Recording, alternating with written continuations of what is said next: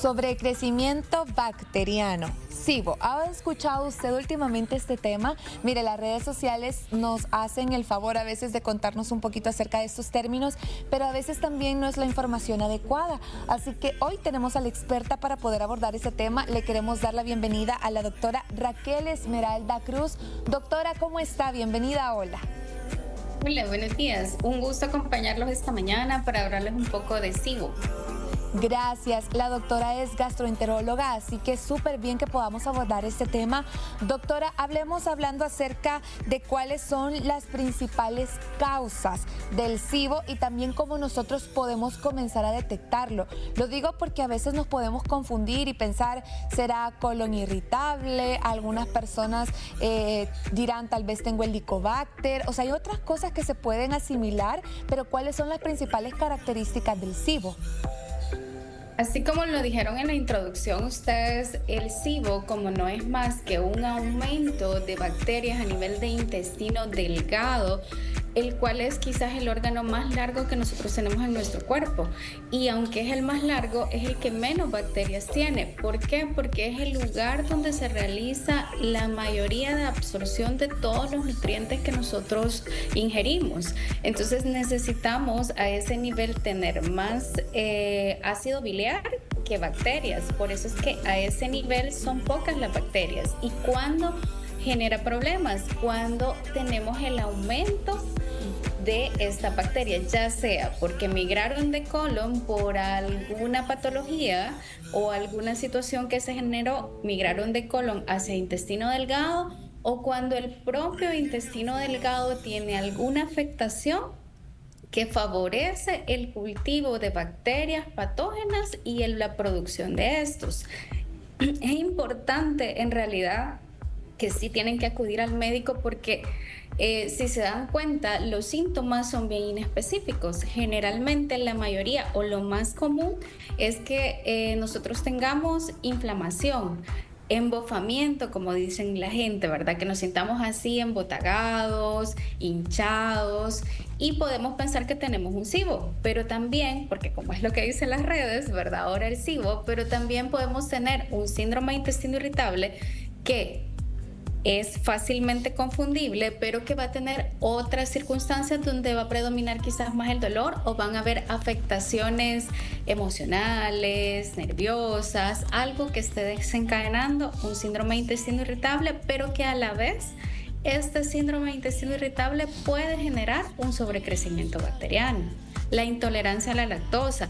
En nuestro medio es bastante frecuente en realidad una intolerancia, ya sea completa, porque ya no tenemos la lactasa, que es la que va a absorber los lácteos, y como nuestra dieta es bastante alta en productos lácteos, podemos andar más sintomáticos, o parcial, o sea, temporal, debido a algún parasitismo, a algún medicamento que tomé y quizás temporalmente no absorbo los lácteos, pero con el tiempo puedo recuperar la absorción.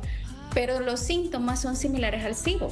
Ahora, ¿cómo nosotros hacemos para diferenciar el SIBO? Mediante primero un interrogatorio. Creo que el interrogatorio es base para ayudarnos a hacer diagnóstico, porque el SIBO sí tiene muchos factores previos para generar como la acumulación de bacterias. Uno de ellos es que tengamos alteraciones como cirugías previas, sobre todo ahora que vemos que hay mucho combate contra la obesidad, que no está mal, pero por eso es que siempre tiene que llevar un acompañamiento médico, porque generalmente cuando ya modificamos la anatomía, favorecemos un poco la producción de estas bacterias patógenas. Cuando tenemos también cirugías abdominales, como colecistectomías, como cirugías pélvicas en el caso de las mujeres, entonces estos generan adherencias o bridas, que son como hilitos que están dentro del abdomen, y acá el intestino se enreda. Recordemos que el intestino delgado mide 6 metros aproximadamente. Eso es lo que mide. Entonces, el intestino se enreda en estas bridas y adherencias y favorece la producción de bacterias. Son una de las causas. Otras bastante frecuentes en nuestro medio, la diabetes. Los pacientes diabéticos que vienen con distensión abdominal, dolor, busquémosle y descartemos SIBO. Los pacientes hipotiroideos. ¿Y por qué las enfermedades endocrinológicas pueden generar SIBO? Porque los movimientos intestinales en estos pacientes se hacen lentos. Al ser lentos, también favorece que las bacterias que pueden estar de paso se queden más tiempo y hagan producción de bacterias y generar distensión e inflamación. Doctora, ¿hay algún examen o proceso que se pueda realizar o que se realice para determinar si tengo SIBO? Sí, existen, por ejemplo, las pruebas de aliento, la prueba de aliento que es algo que no es invasivo, que solamente se le da al paciente a tomar cierta bebida preparada y se analiza el aire que se expira. Entonces, dependiendo de la cantidad de aire y del tipo de aire que sale, ya sea hidrógeno, metano, nosotros podemos saber que puede ser un SIBO. Ojo, pero es inespecífica porque también puede ser una intolerancia a otro tipo de alimentos, pero es una forma que tenemos para descartar.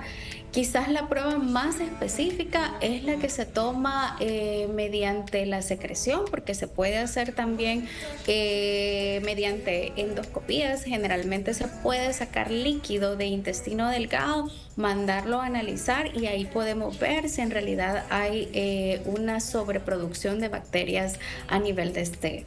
Y obviamente pues para descartar otras enfermedades, como bien usted lo dijo, un Helicobacter pylori que generalmente me puede dar estos síntomas de inflamación, pero casi siempre va a venir acompañado de otros síntomas como acidez, epigastralgia, reflujo, pero podemos descartarlas mediante pruebas, la intolerancia a la lactosa, parasitismo intestinal, que es importante buscarlo. A veces una prueba tan sencilla como un general de ese nos ayuda mucho en el diagnóstico.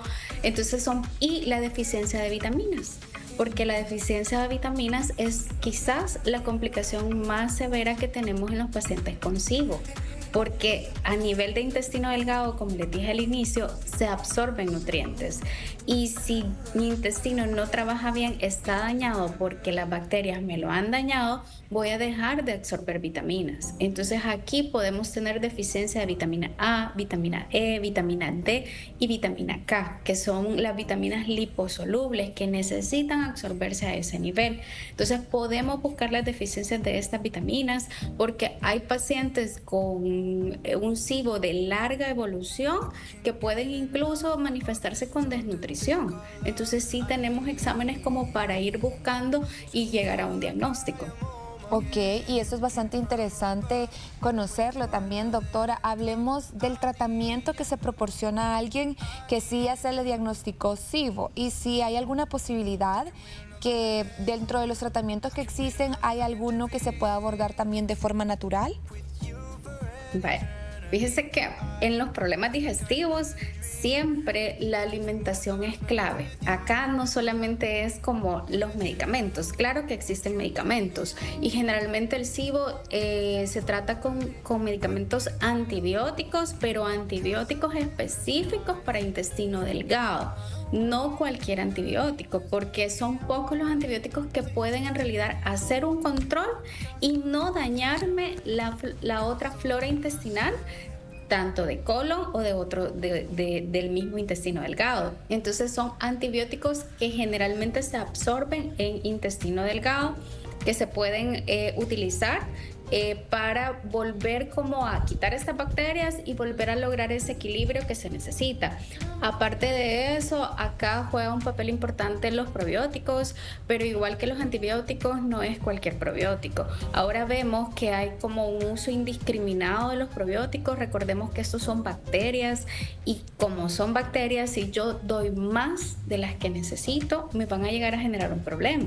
Entonces, para el intestino delgado existen ciertas cepas específicas como el Saccharomyces, que ese es específico para intestino delgado y que nos va a ayudar acá para reconstituir, después que logré el equilibrio, reconstituir esa flora intestinal, esas bacterias y que el intestino empiece a funcionar bien.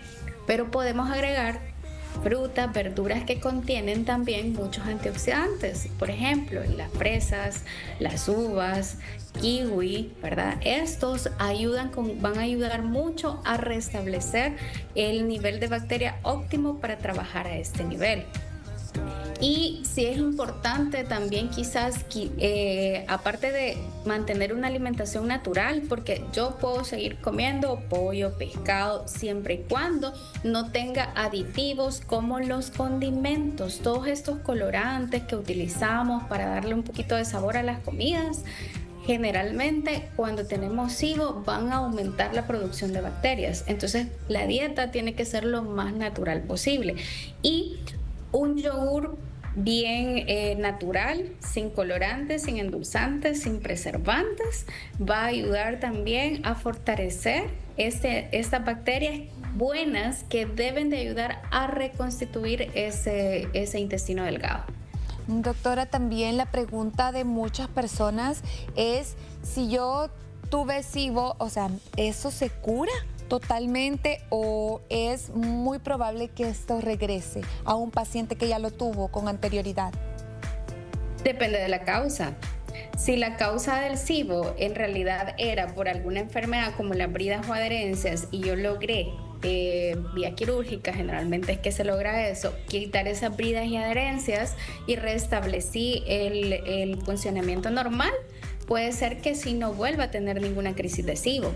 Pero si yo soy un paciente diabético que a veces no me controlo bien con los alimentos, que tengo mal control de mi enfermedad de base, es muy probable que esto sea repetitivo. Si yo tengo, por ejemplo, un síndrome de intestino irritable y no controlo la causa del síndrome de intestino irritable y se mantiene en el tiempo, me va a ocasionar también un SIBO. Entonces todo depende de la causa, pero si yo trato la causa, en realidad las crisis pueden ser espaciosas. O sea, hay pacientes que pueden pasarse años sin un SIBO y de repente aparecer con una crisis. Pero la clave, creo yo, es mantener las causas, o sea, no tratar solo la enfermedad como tal, sino las causas que llegaron a esa enfermedad para mantener el mayor tiempo posible a un paciente estable de su intestino. Perfecto, doctora, le queremos agradecer por hablar acerca de este tema, sobre todo porque ahora, como lo mencionaba, es bueno que las redes sociales tal vez nos puedan dar como ciertas alertas y que nosotros nos comencemos a preocupar de nuestro cuerpo, pero no creernos todo, ¿verdad? Porque no todos son los profesionales adecuados los que nos están diciendo esta información. Como alguien que tiene dudas referente tal vez a cualquier situación gastrointestinal que esté sucediendo puede comunicarse con usted. Bueno, nos pueden visitar, estamos en San Miguel y en Usulután, entonces nos pueden llamar al 2697-0871 y con gusto le brindamos la información, los atendemos y tratamos de resolverle esos problemas. Ok, doctora, muchísimas gracias y bueno, yo creo que eso sirve también para que usted le preste especial atención. Recordemos que no es vida también estar sufriendo con estas enfermedades ni padecimientos y bueno, también si nosotros lo podemos dejar pasar, esto empeora con el tiempo, así que lo mejor es consultar.